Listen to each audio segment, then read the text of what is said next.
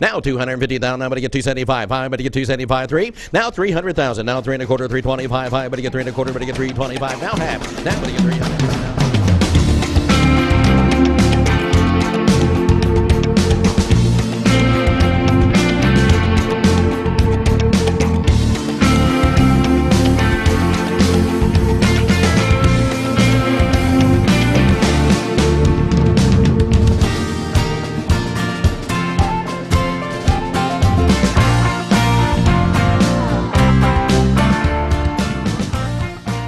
Good morning. Welcome to the Mike McGavel Jones broadcasting live from Lincoln Center in North Dallas. And we're glad to be back in the studio. It's kind of exciting to be back in the normal place that we record our show. And we are live. Apologize for the little delay this morning. We had a little technical difficulties with one of our guests. And so hopefully we'll have everybody on.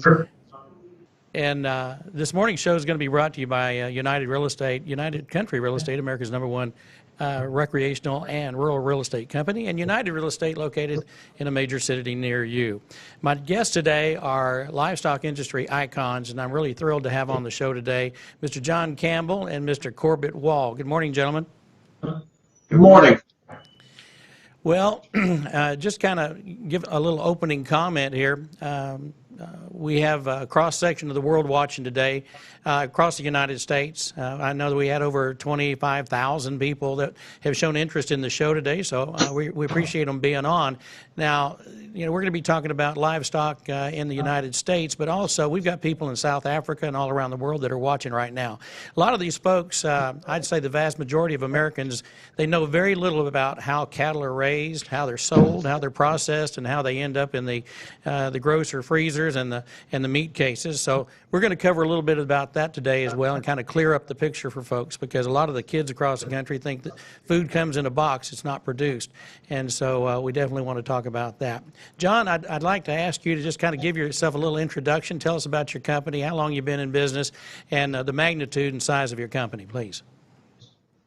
Well, thank you very much, Mike, and we certainly appreciate you inviting us on here this morning. My name is John Campbell. I grew up in Greeley, Colorado, which is about an hour north of Denver. My family was third generation. We were very active in the paint horse business and the auction business. Both my grandfathers operated livestock auctions in Greeley, Colorado. I graduated from Northeastern Junior College in Sterling and then went on and completed a BS at Colorado State University.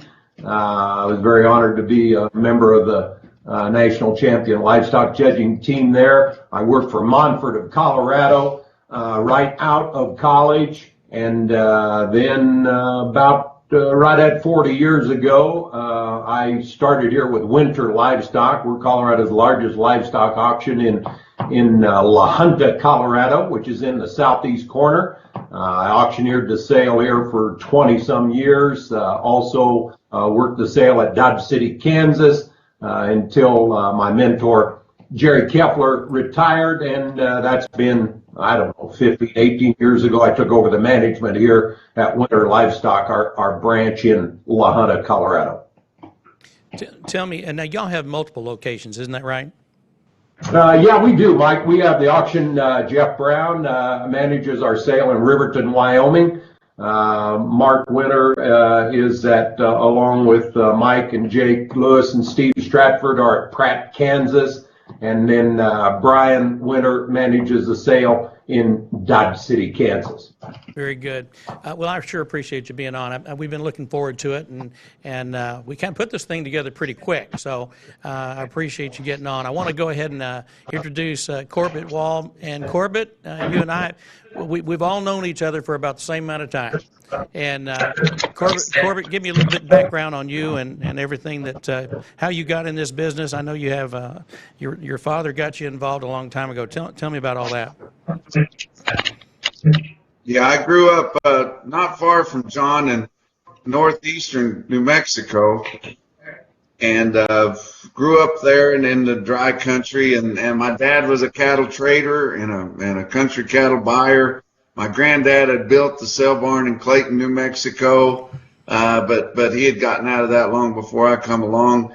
We ended up leaving Clayton there when I was a middle schooler probably, and folks split, and Dad went to Clovis to the wheat pasture country, and I went with Mom over closer to Amarillo and Canyon, Texas, and continued to work with my dad. We actually built a sale barn outside of Clovis, New Mexico, before his health started failing him.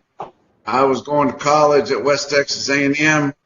I continued there until they finally kicked me out with a master's degree in agriculture. I went to work for USDA. I lived all over the country. I lived in Georgia, I lived in Minnesota, I lived in Pennsylvania, and spent the bulk of my career in northwestern Missouri near St. Joseph. And I was a officer in charge of the Missouri Federal State Market News Program, and I kind of had a niche in feeder cattle market reporting. I authored the National Feeder Cattle Summary every week from there, and then I had an opportunity about 5 years ago to come to work for DV Auction, which is an online auction broadcaster. They had put together a system where we automatically report markets, and I helped them kind of show what we can do with that. We kind of track the CME Cash Feeder Cattle Index, and we can quote big strings of cattle on one of our market screens that we put around a lot of places, and do these daily videos called the Feeder Flash on YouTube and on our websites, which is nationalbeefwire.com. Very good. Well, I appreciate you being on. You've been an auctioneer, what, 25 years? Yeah, I don't do it regularly. I own and operate free auction service in Canyon, Texas. Like always, plenty of people wanting to do that, but I sold our sale when I was in college, and I've sold a lot of cattle different places, but kind of conflicts with my job now. Gotcha. John, since you've been in this thing the longest, I got questions for everybody, but I'd kind of like to kick it off with you. What would you say is, in your 40 years in the business, what's the most significant change that you've seen in the cattle business? Well, I think the cattle have certainly gotten better. We take these cattle from weaning weights. When I started, cattle weighed, if you had a steer that weighed 500 pounds, why, he was huge. And now we're weaning these calves weighing 600 to 700 pounds. So that would be pretty significant. The biggest concern that I have, and something that we have no doubt seen, is the concentration that we've seen in the packing industry and even in the feeding industry. I can remember 30 years ago selling a sale at Dodge City, Kansas, and there may be 6, 7 people sitting around there that would be buying feeder cattle and competing for feeder cattle to take them to winter feed yard. And now there's one. And so we've really seen a concentration not only in the cattle feeding business. It's a tougher go. It's very thing. We still got competition at the auction for these feeder cattle. But another thing we've seen is a concentration in the packing business. And Corbett can expand on that better than I can. But we've got 85 plus% of the finished product in the control of just a handful of processors. And the biggest concern that I see, I've got my daughter and my son-in-law that are trying to get started in the cow-calf business, and they work extremely, extremely hard. And my horse in the race, my race is about run. I'm 60-some years old, but boy, we've left it in pretty poor shape for these kids coming on, and I'm really concerned about where they're going to merchandise their livestock and be able to keep a competitive environment. I still believe competition, it just goes hand in hand with success, with a better market. I've got excellent competition. You can go any direction out of La Junta, Colorado, and in 100 miles, you can find another place to sell them. And so we've got to keep our number one game on all the time, and it makes us better. So those are some things that I've seen and concerns that I've got with our industry. Well, we're going to get deeper into that. I do want to talk about it. When you talk about the big packing companies, JBS, of course, is probably one of the biggest. If they're not the biggest, they're got to be right at it. They got 73,000 people working for them. Smithfield got 50,000 people working for them. Tyson's got 120 some odd thousand, and Cargill's got almost 30,000 employees. Obviously, they're the big boys. And so, having said that, and I think I'll throw this over to Corbett, because this is, of course, the things that you like to talk about as well. Give me your take on that as well, Corbett. What can we do to get more packers going in the States on a smaller scale, where we have more of them and more United States owned than the influences that we're receiving from foreign countries? Well, Mike, the packing industry is kind of a dirty business. And I mean that by it, it's not very glamorous working in those places, but the people that control them, they control everything, and it's just so hard for anybody else to come in and compete. We've seen a lot of these medium-sized packing plants or smaller that try to come in and offer some kind of competition, but it's a very, very skilled labor from one end to the other. And you got to find people that can do that, and that's just getting animals slaughtered and processed. And then when you get into the meat sales, so much of the profit margin in slaughter and livestock has to do with the offal. A lot of times you have to find the demand for that overseas. It's very hard for people to tap into those markets, and they just have a hard time competing at any kind of a level. We've got a lot of small plants around, that just maybe slaughter 10, 15, 20 head a day. We need to loosen regulation up. We've seen that in a few states where right now you have to have a USDA or federal inspection to be able to market those cuts, whether it's in a little retail outlet there at the facility or somewhere else. Most of your smaller plants don't have federal inspection. They have state inspection, which allows them to custom kill for a customer and then give it back to them, but that's not for resale. I think we need to open that up a little bit. Most anybody that's had their animals slaughtered, whether it was a hog or a beef that they had, they felt comfortable and safe with the state inspection, and I think that's a good product, and we need to open that up where they can market those individual cuts, whether it just be a steak or a quarter or half or however they want to sell it, and that would allow us to market at least a few more head of livestock through some of these smaller plants. And during this COVID-19 deal, we've seen these plants just get overrun. You cannot get a schedule for a hog or a steer or what have you. They're just completely swamped, and that just goes to show whenever things get tough, people start scrambling to find their protein. So you used to be, I believe you were in the marketing department with the USDA, is that right? Right, Ag Marketing Service. Okay. When you look at the USDA right now and what they're contributing to this or not contributing to this, it wasn't that. In fact, it was a year ago. I was actually with Secretary of Agriculture Perdue, and I'd like to know. I'm going to ask Corbett. You can answer this question first, then I'm going to pop it over to John and get his feelings. You guys kind of give me your feeling for the job that the ag department's doing, the Secretary of Agriculture.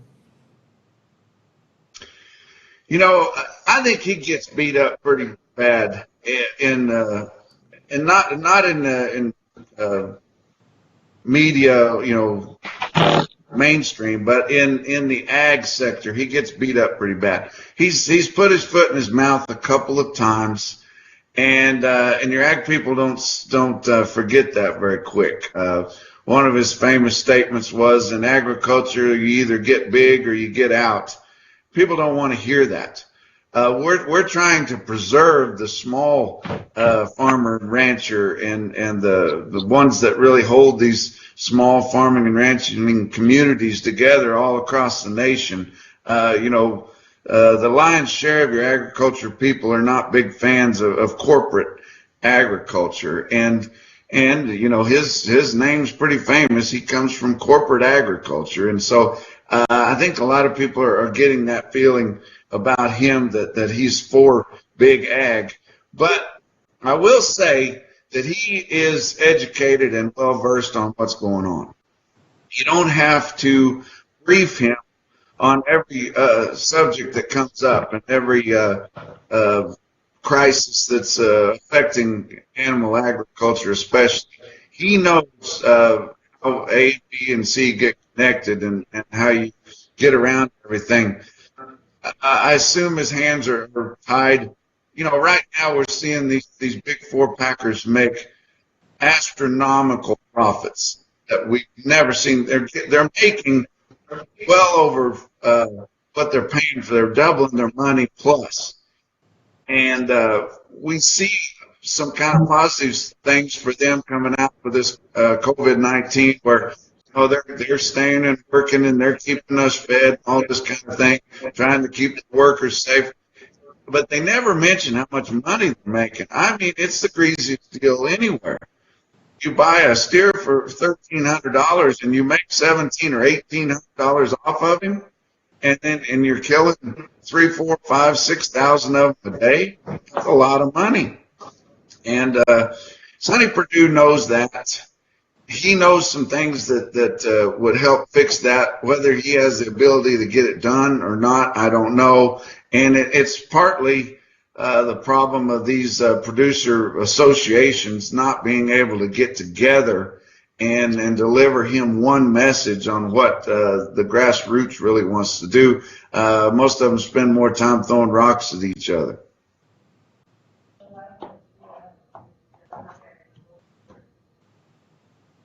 John, sorry about that. Yes. I was muted. No. What's your thoughts on that, John? Tell me your thoughts on our ambassador there to the Ag Department, the secretary. Well, I think the big problem, and my thoughts would mirror what Corbett said, but our biggest problem, I think, is the concentration that we've seen in the packing industry. There's no longer a market. There's no longer a competitive atmosphere out there. And Corbett will talk a little bit about that on his 3014 proposal. But I do want to give a shout out to Tommy Baldwin, the senator from Wisconsin, and Josh Hawley from Missouri. They are at least questioning the concentration and the monopoly that exists with these packers. And I think I'm real concerned about the Ag Department. It all goes back to the fact that we have let these packers get so big that it's kind of like the bailout has been in the banks and the bailout has been in the automobile manufacturers. They've gotten so big that and employ so many people, and then you start dealing with the food. I don't think the government can afford to let them fail. There'd be riots in the streets if they let them go down. So, and I'm not throwing rocks at the deal, but my biggest concern is during this epidemic, I don't know if we have any of these senators or Sonny Perdue that's going to stand up and say, big four packers, we've kind of let you get into this position, and you violated monopoly and concentration laws to the point where there's no longer a market, but they feed the world. And in a time when we've got this hourglass figure, we've got all of these market-ready fat cattle down at the bottom. we've got a very narrow range or window to process them, and then we've got a packer that controls all of this product that goes out. We're in a dilemma here, and we're in a big problem, and that's going to be job number one for them, to get product back on the shelf, and because the packer is the only one that can distribute and handle the product. I think it's going to be pretty sympathetic to them until we get that accomplished. But they are also the main problem and the main culprit of why we're even in this position. And, you can hand out all the free money that you want, and I encourage producers to take it. But at the end of the day, we haven't changed the complexion of the packing industry in that it's too concentrated up at the top, and then when something does happen like this, the whole system shuts down. And the problem is bigger than Google. The problem is bigger than a lot of little fights that we've got going on. It's this huge conglomerate that controls the entire food industry. Yep. Two subjects that I want to touch on, and Corbett, we are going to talk about the 3014. I want to talk about, because there's a lot of misinformation that's in the media. There's a lot of misinformation on you name it, Facebook, everywhere. I mean, what is actually real and what is actually not real. And I know that one of the things that I saw, well, yesterday, of course, I saw where Brazil said, "Don't worry, America, we'll take care of your beef problem." Yeah. And that. Well, that's a nice deal. Yeah. So I would like to get your feedback on the influence of the foreign countries when it comes to beef. Give me, John, you can go first, then we'll go to Corbett.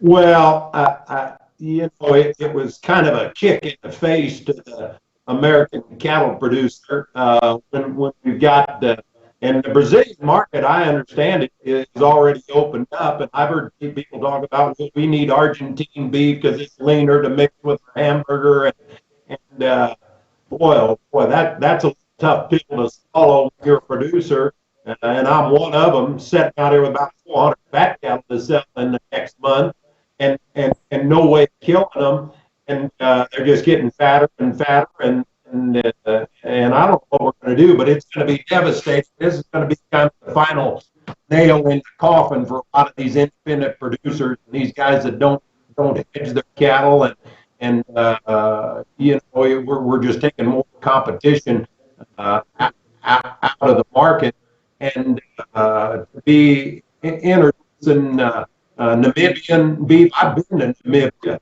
and the cattle over there, they'd have to get better to be pathetic.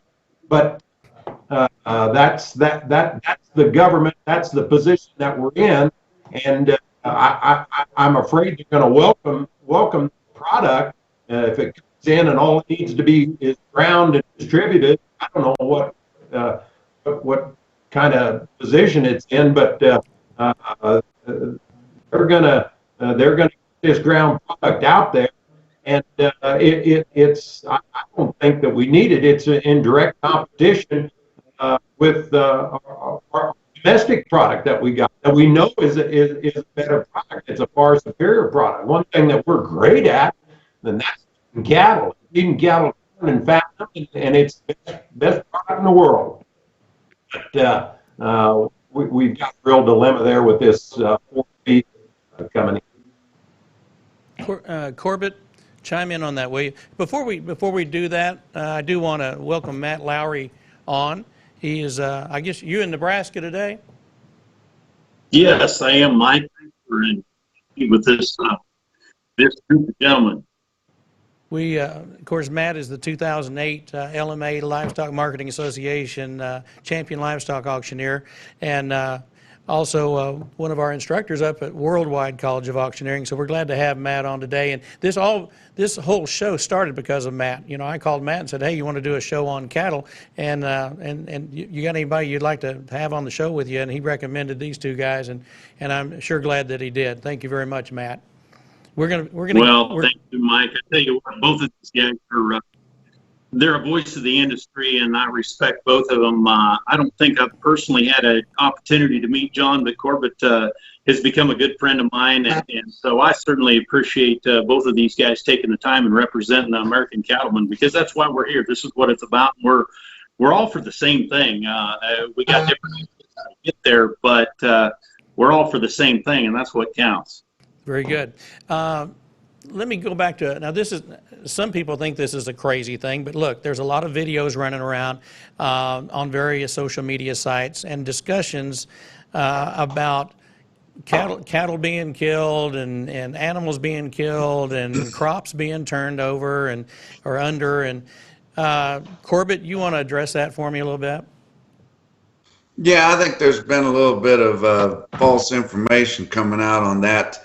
Now, there's no doubt we've plowed under some vegetable crops and weren't able to get those processed. We've euthanized a lot of chickens in this country and a lot of hogs. A lot of these hogs that are coming out of these confinement facilities, which are either owned by your hog processors or under contract by your hog processors, but they've euthanized a lot of them. They're having a problem getting rid of all the carcasses. There's some stories that some of them have been ground up for fertilizer and things like that, which doesn't make you feel very good.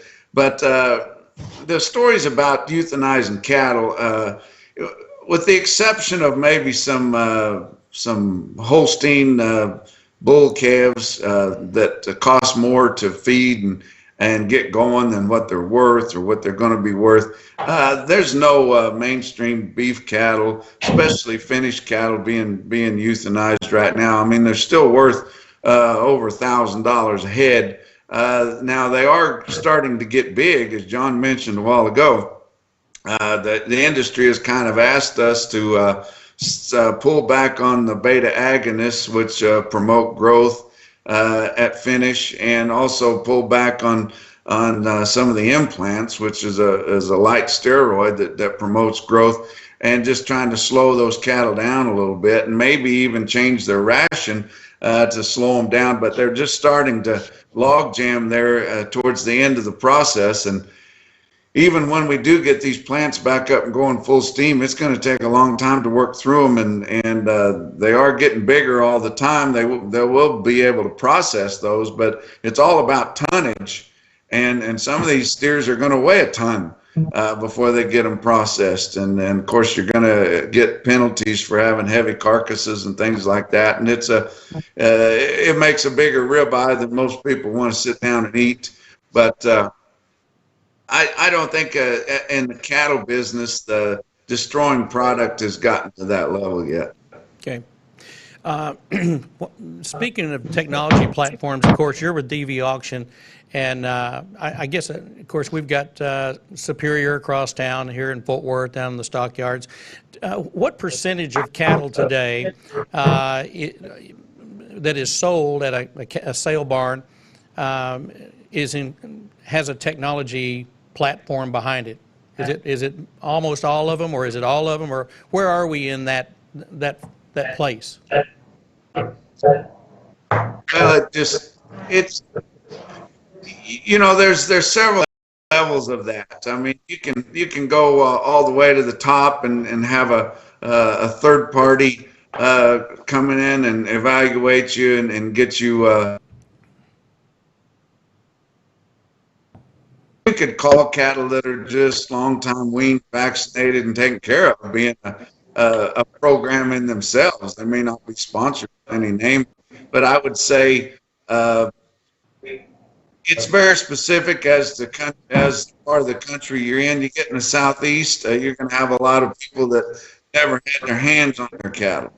The further west you go, especially up through the middle 12 states, you're going to see probably 60 or 70% of your cattle have been vaccinated, handled, had everything that they need, long time weaned. But the amount of those that are in some kind of accredited program, I would say would be probably less than 20%. You get up there where Matt's at, there's going to be a lot more of them. Gotcha.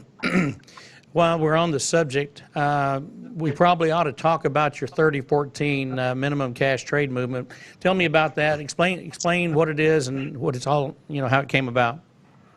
I think the biggest problem in our industry right now is we don't have enough negotiated cash trade at your finished level. And so this all started as we started getting these corporate feeders, and some of them actually owned the packing plant. They were just a derivative of the packing plant, which Cargill has processing facilities. They owned Caprock feeders. Montfort, which is now JBS, had their own feedlots, and then the rest of them, Tyson, the rest of them, they had partners that were in arrangement with them to supply them a large portion of their needs. Well, if those cattle were already promised to them, there was really no need to negotiate a price for those cattle at slaughter. So what they started doing, mainly just for the books, was they would take last week's established negotiated price and then price those cattle that way, and they call it a formula, and give premiums and discounts above below that base price.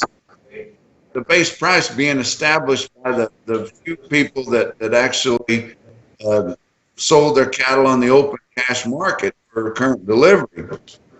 Well, there just got to be where there's fewer and fewer and fewer of those, because there's not that many smaller independent cattle feeders left. There's not that many people that retain ownership anymore. And we've gotten to the point now where over 75% of the cattle are priced off of what less than 25% brought. And so that's what I call the tail wagging the dog. And the lion's share of those negotiated cattle are in the northern plains. There's hardly any in the southern plains. The first quarter of this year, negotiated fat cattle sales in the Texas feedlots accounted for 7% of the total volume. Just 2 or 3 years ago, it got as low as 2.5%.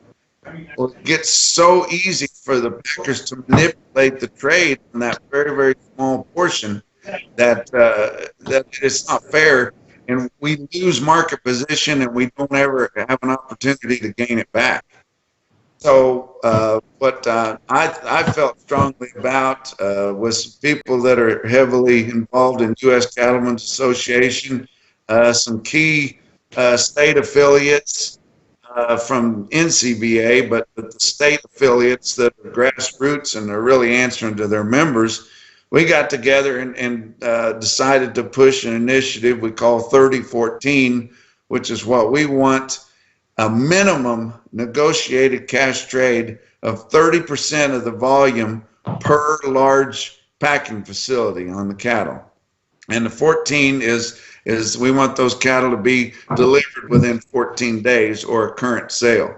And we feel like if we could get that, that it would give so much more leverage back to your cattle sellers, and it would bring about price discovery, a healthy market, where when the fundamentals allowed for us to gain some ground, we could gain a few bucks. I mean, the markets are going to drift lower too, but you could get it back when you had the opportunity. And now it's just gotten to the point now where we can't hardly gain a buck. We just lose market position, and cattle are getting so cheap now, which it doesn't really make any difference to the cattle feeder, because your big cattle feeders are buying cattle, they're hedging them on the Chicago Mercantile Exchange, and they're making money by charging yardage and feed to the cattle.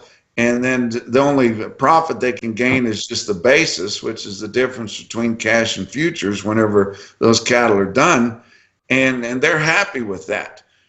The problem is these backgrounders, these growers, the grazers, the cow-calf producers, they've got to have some type of a market position. They've got to have real money for those cattle, because it costs them money, their inputs. They've got to buy a new pickup once in a while. They've got to upgrade in equipment and tractors and all that. They've got to keep some kind of a price level, and we're not able to do it anymore. And I think the 3014 initiative would definitely help. So when you say that, this initiative, who is actually carrying that forward? I mean, I know that you're supporting it, but who's actually handling it? Who's doing the push? Jess Peterson, who's he's the executive vice president of U.S. Cattlemen's Association. He's a political cowboy, I call him. He knows how to count votes, and he knows which senators to talk to and all that kind of a thing.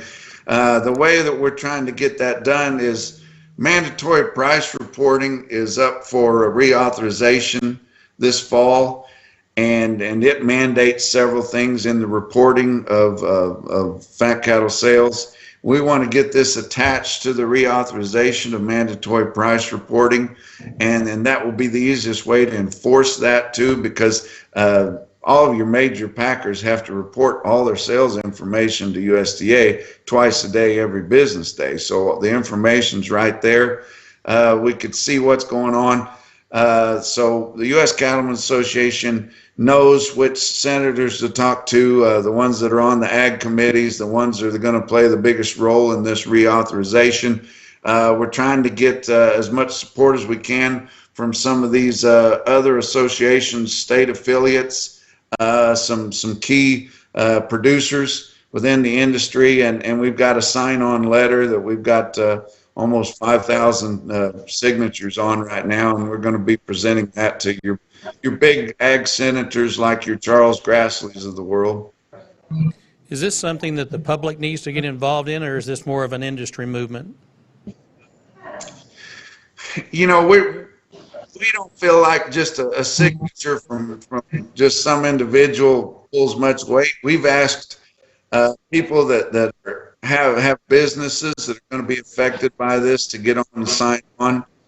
Like I said, we've got almost 5,000 signatures from people that have sale barns, farms, ranches, feed companies, anybody that's going to be directly affected by this. Not that your consumer's not going to be, but we wanted people in the industry. Gotcha.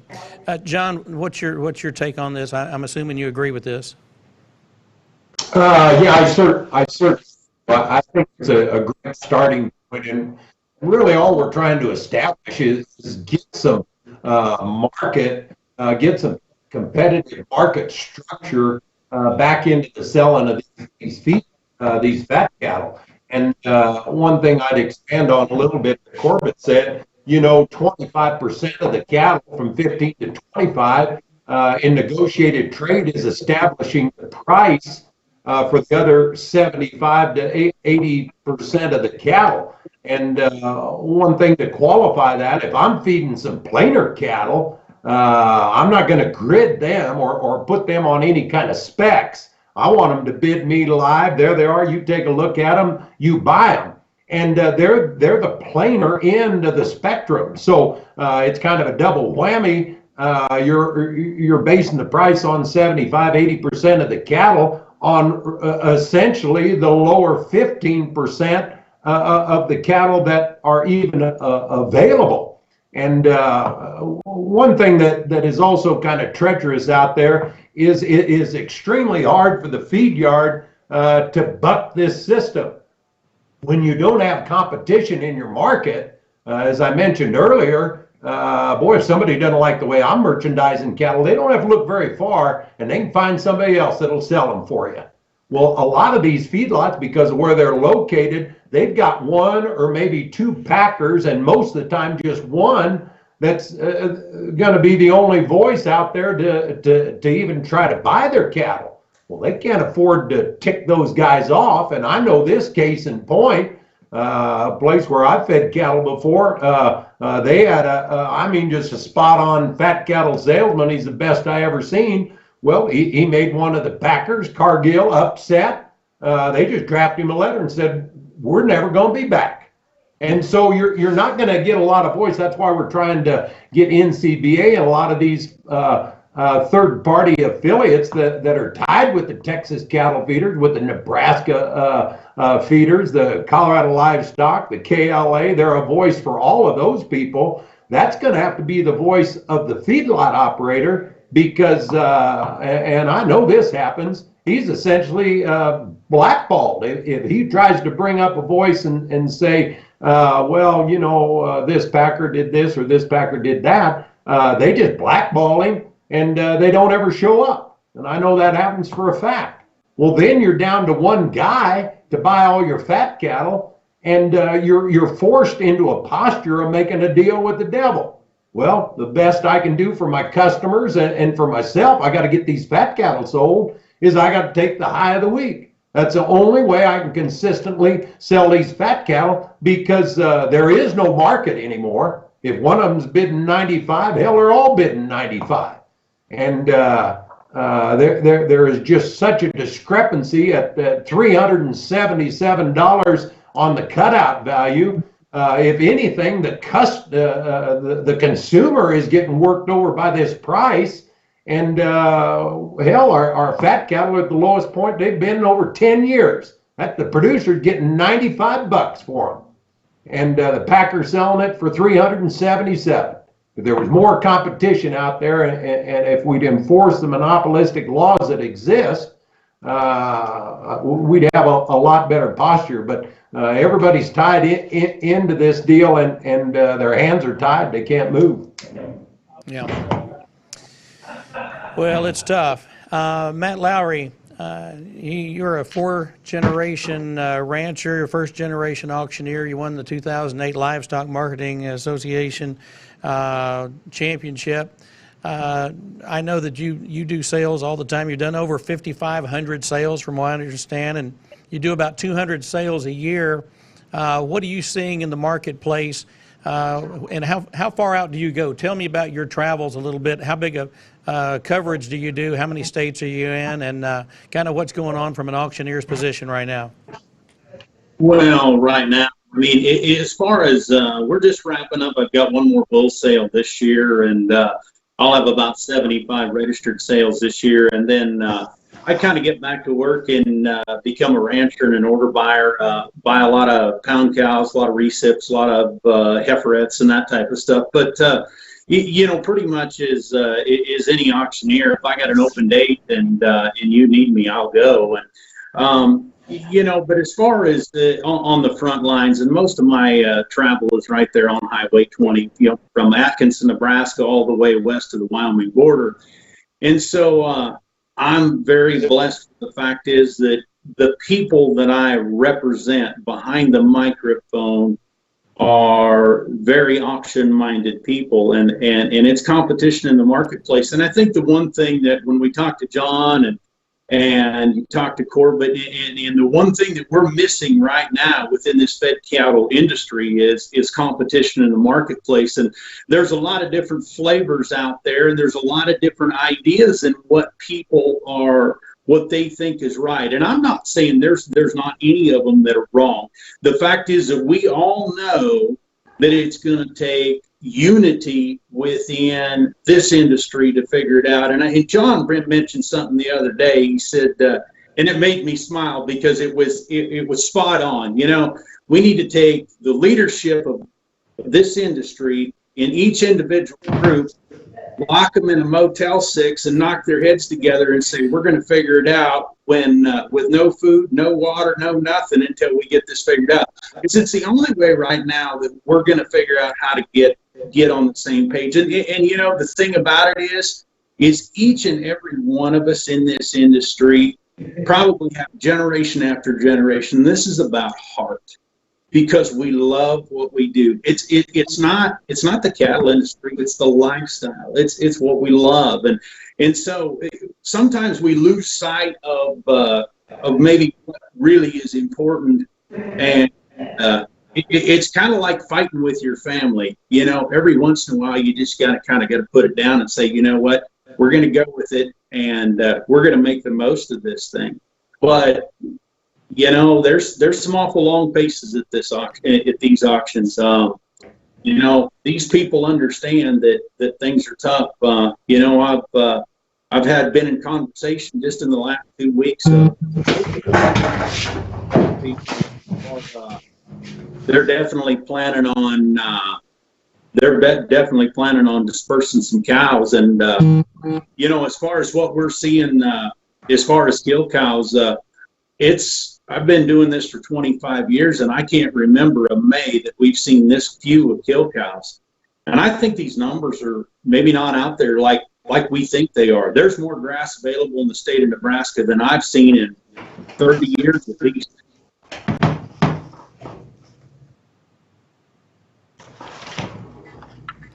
So, how many auctions are you doing how many different sale barns are you working for right now? Right now I sell 2 and then 1 part-time in the fall.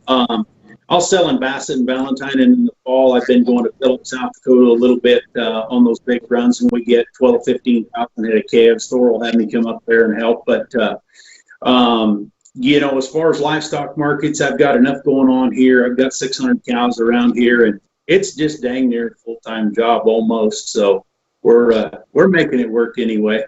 You already worked a little bit this morning, didn't you? Well, a little bit.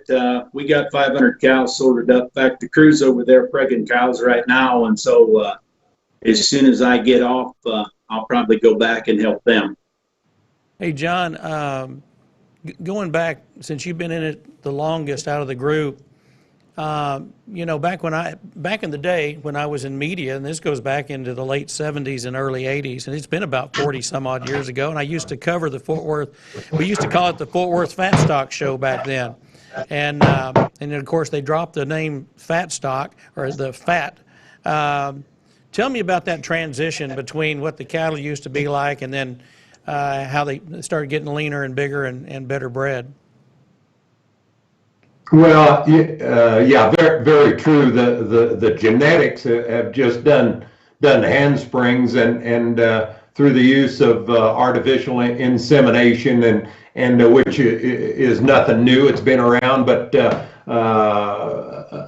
again, there's great competition between a lot of these seed stock and breeding stock guys, and some of them, it could be argued, maybe have gone to an extreme, but it takes an extreme to cross with a moderate to get any kind of an advance. It's always kind of interesting to look at a lot of those old Houston and Fort Worth and even the Denver stockyard champion from 1940, and why, cripes, it'd be about like saddling up a Shetland pony. Both legs would drag the ground on both sides. You just lay an 11 right out of there. But we've gotten them big. We've gotten them bigger. That could be to our own demise. Again, there's premiums paid out there for the big carcass.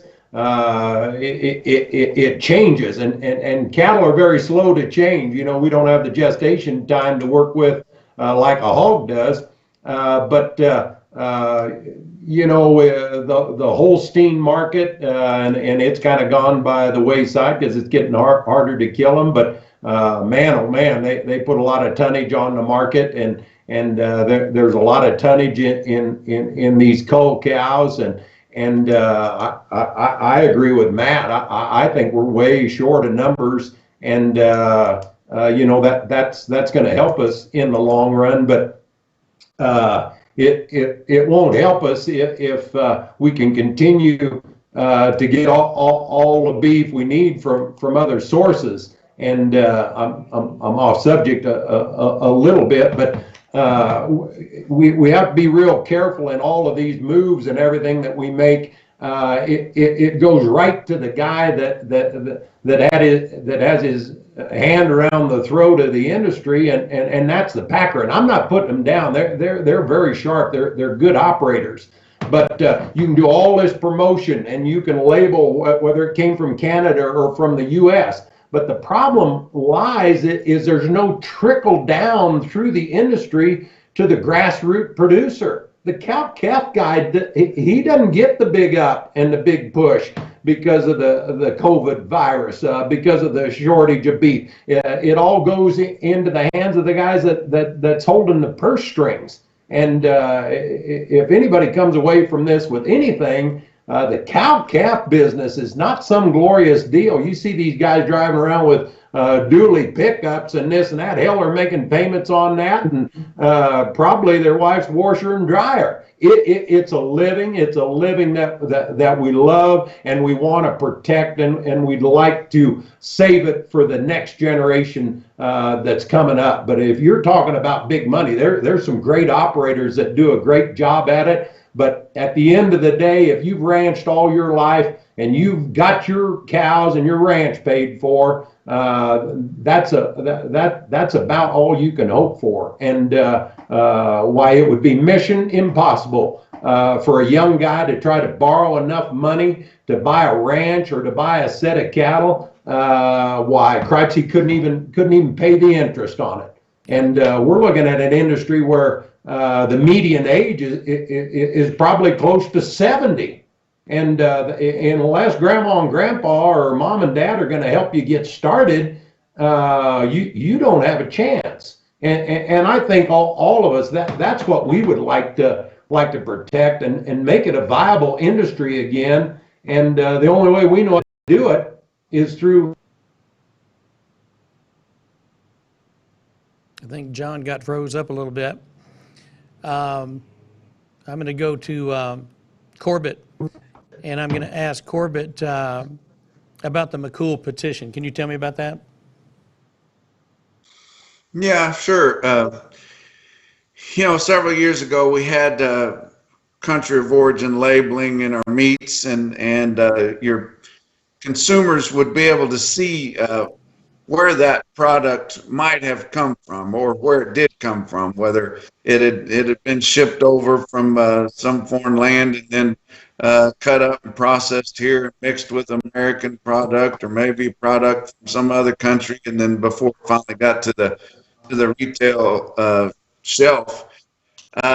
They did do away with that. World Trade Organization found it to be against their regulations. We're going to have to impose penalties on the United States. So it fell out of favor and lost it. And there's been a big drive to try to get country of origin labeling back in to the business ever since, which was about 2015. But we just not been able to get that done. There's been a big push. Several organizations have made it their priority to try to get it done. Not to say that if we'd had country of origin labeling, it would have helped one iota in this crisis that we're in right now. We've got to be able to get a bigger portion of that retail price away from the pack if your cattle producers are going to survive. Country of origin labeling wouldn't help that. It has more to do with beef demand. And we've got excellent beef demand. I mean, go check your supermarket shelves and you can see that we've got excellent demand for beef right now. It would give your consumer the option of going to your USA beef, which would be important. But still, we've got to impose some of these other regulations if we're going to try to get any of that retail price back from your packer, because just country of origin labeling alone would just allow them to charge even more for their dressed beef, and at nearly $4 a pound. I don't know how much higher we could go. What? Well, there seems to be a big push for that right now. I received a lot of texts and emails over the last 3 or 4 days about that subject. So there's some people that are pretty passionate about it. So I don't know where that's going to go, but who do you go to get that changed? I mean, who's going to be the decision maker? Who's going to be out front pulling to make that happen? Well, it's the same people that we're trying to get the idea to on the 3014. Is your senators that are on your ag committees, your big legislators from your ag states, your legislators, both your senators and your congressmen from these states that have a lot of people but not a lot of agriculture. Those guys are kind of like your average consumer. They don't really know what's going on in agriculture either.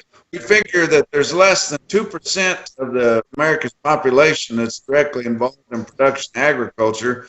Well, if you just take the cattle people, it's got to be well less than half of that. So we're less than 1%. We're pretty important when people get ready to eat. But otherwise, when they're making decisions, it's hard to get our voice out there. And we're trying to go through those main legislators.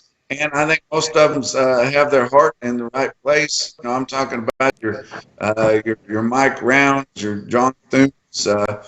I mentioned Charles Grassley earlier.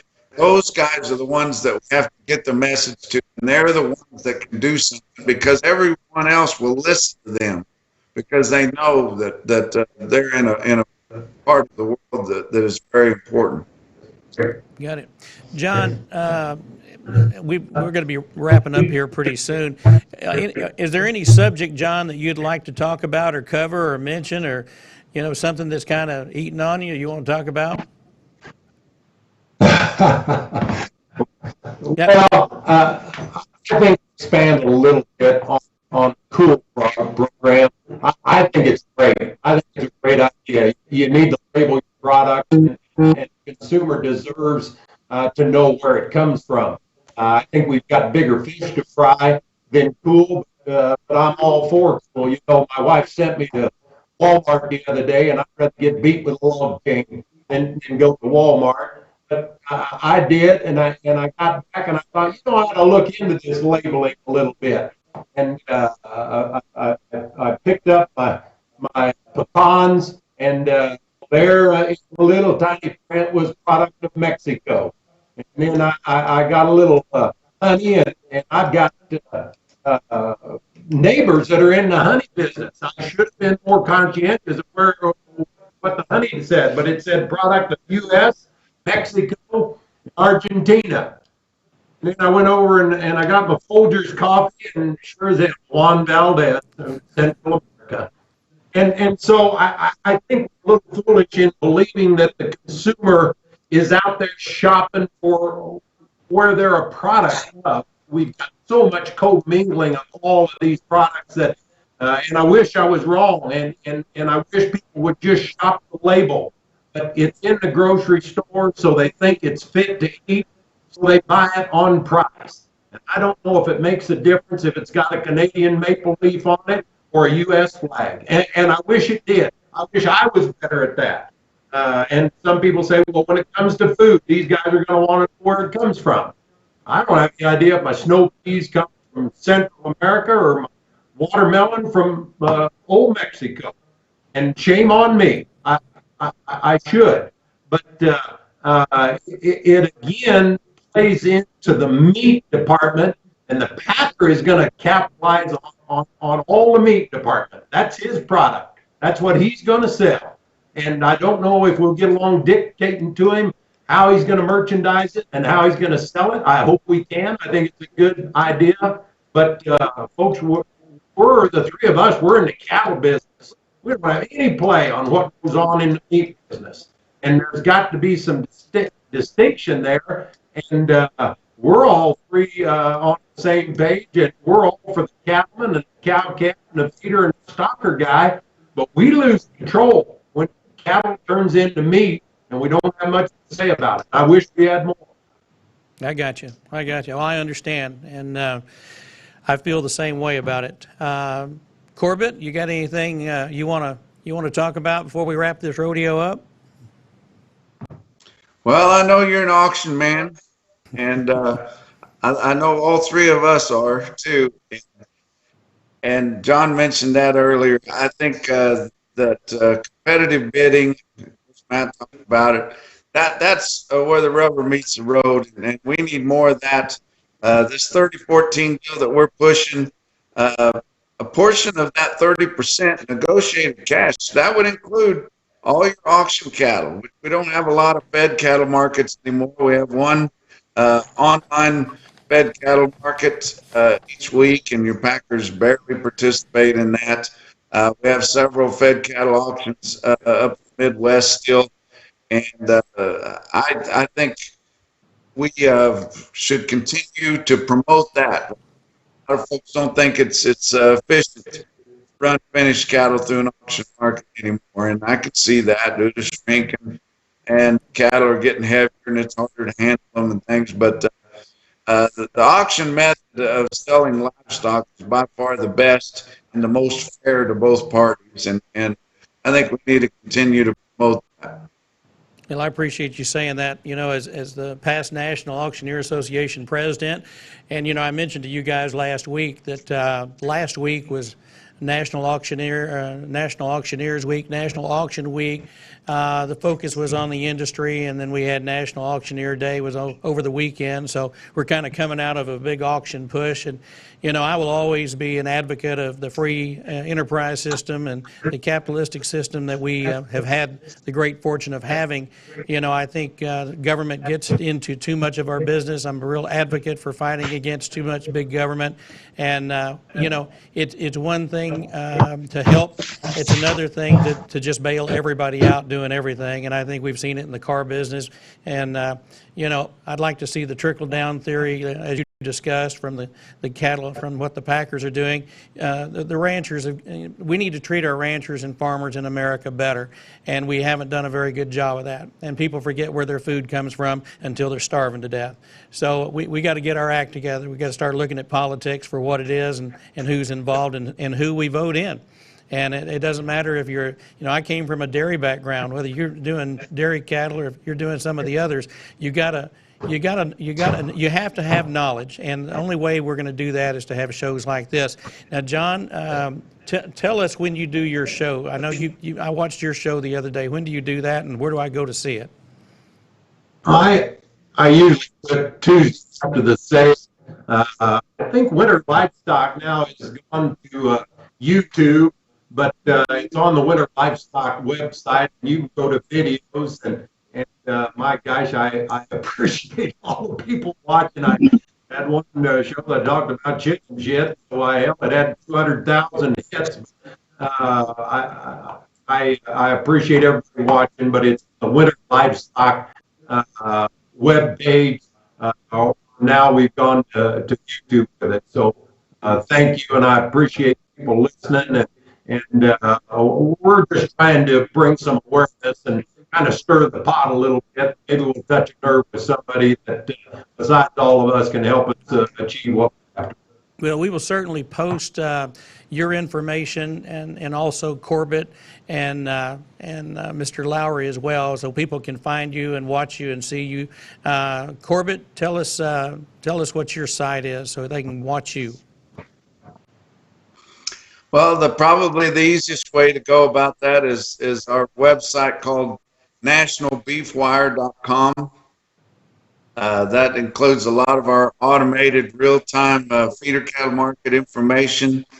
You can find information about our upcoming production sales that we have on DV auction and also the commercial sales that we have on there. But there's a link right at the top for Feeder Flash. That's what I call my daily market video. You can also find that just on YouTube. You can search for Feeder Flash. It'll have them all up there. And you can subscribe right there, and then it'll be in your inbox every day. Okay. Well, I enjoyed watching your show the other day, and if people get a chance to go back and on YouTube and watch the show you dedicated to your dad the other day, that was really good. I enjoyed that very, very much, and I think other people would love to see it too. It was very inspiring. It tells a lot about who you are and what kind of a young man that you are, and that you're a good man. And of course, John, it goes without saying, your reputation speaks for itself. I got a few more things to do before we all jump off of here, but I would be remiss if I didn't ask one of the greatest cattle auctioneers in the United States to maybe demonstrate a little chant for our audience today. And Matt, if you wouldn't mind selling a few drafts of cattle or maybe a top bull or two for the folks, and then we'll wrap this thing up. You mind doing that, Matt? Oh, I suppose we can pull her. All right, here we go. What are you going to do? Roll down here, down 16. You're down to the time, down here, down here, down here, down here.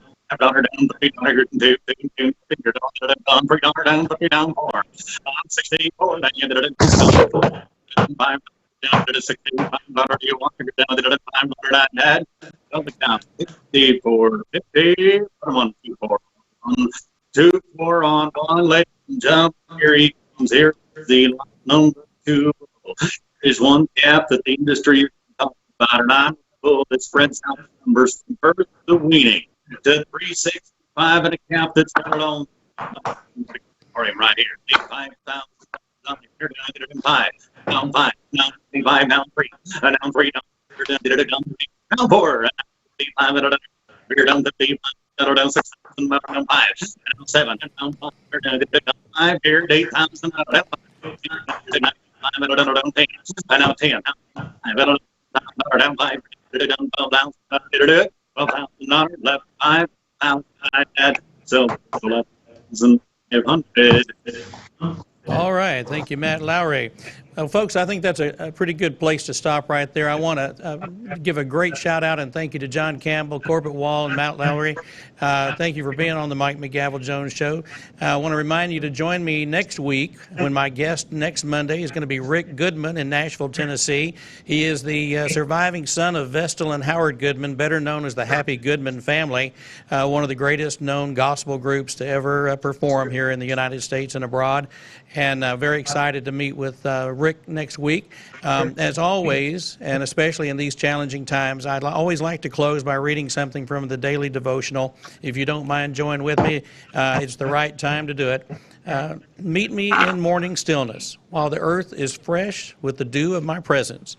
Worship me in the beauty of holiness. Sing love songs to my holy name. As you give yourself to me, my spirit swells within you till you are flooded with divine presence. The world's way of pursuing riches is grasping and hoarding. You attain my riches by letting go and giving. The more you give yourself to me and my ways, the more I fill you with inexpressible heavenly joy.